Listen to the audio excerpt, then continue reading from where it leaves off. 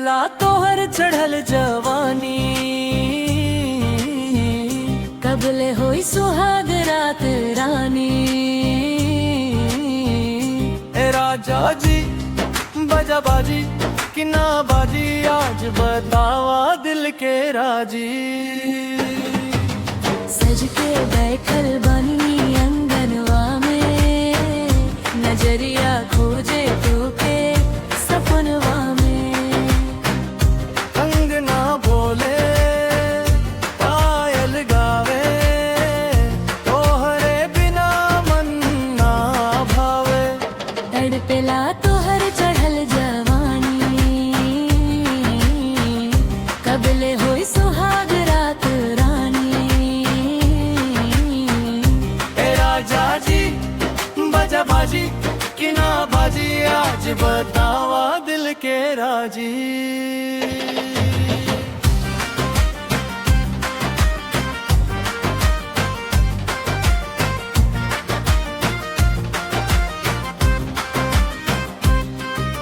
चांदनी रात हवा सुहानी, तोहर संग लागे जिंदगी रानी।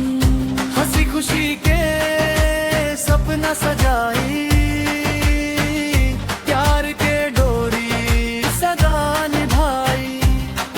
आजा राजा देर ना करा, दिल के बात अब खोल के कहा।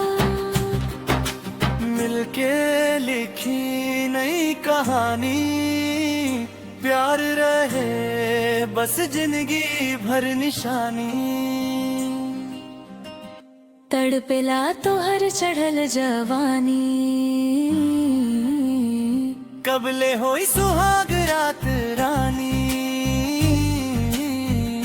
ए राजा जी बजा बाजी कि ना बाजी, आज बतावा दिल के राजी।